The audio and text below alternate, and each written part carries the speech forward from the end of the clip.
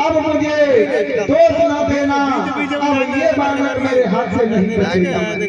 Light कम है नहीं बचेगा। उसी समय जब आगे बढ़े हैं परशुराम बसरा को लेकर के, उसी समय विश्वामित्र आगे बढ़े और कहने लगे, हे प्रभुनाथ, आप क्यों व्यर्थ में क्रोध कर रही हैं? अरे वो तो बालक है और विद्वान ब्राह्मण संत बालक के मोह नहीं लगते हैं, उनकी बातों पर ध्यान नहीं देते। जब विश्वामित्र के ये शब्द सुने तो शांत हो गए परशुराम जी। जब शांत हुए, फिर जब शांत हो गए तो लक्ष्मण जी बैठे और हंस गए देखे और कहने लगे, ब्राह्मण जाति बड़ी सीधी है। और जब हंसे तो हंसते हुए देख लिया लक्ष्मण को, तो फिर चिढ़ गए और फिर चढ़ गए। तो कहने लगे, हे विश्वामित्र, हे राम, तुम बार बार हमें ये कह करके शांत कर देते हो और तेरा भाई मेरी खिल्लियां उड़ा रहा है और मुझे देख करके हंस। सोई लक्ष्मण जी कहने लगे, हे परशुराम,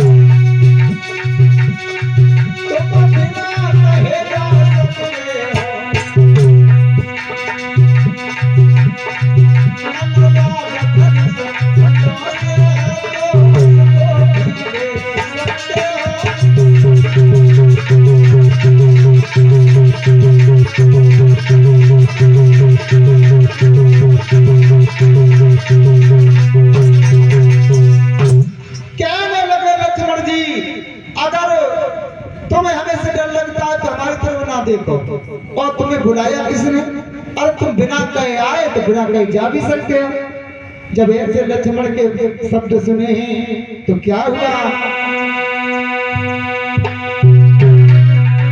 बातें भी लखन की थे जहरीले बाण, ब्रह्मपति ने फिर से चढ़ी उपरी भई कमान। जब लक्ष्मण जी के ये शब्द सुने हैं तो फिर आग बबूला हो गए और कहने लगे हैं, कहे राम देखो तेरा भाई कितनी खिल्लियां उड़ा रहा है। और बोले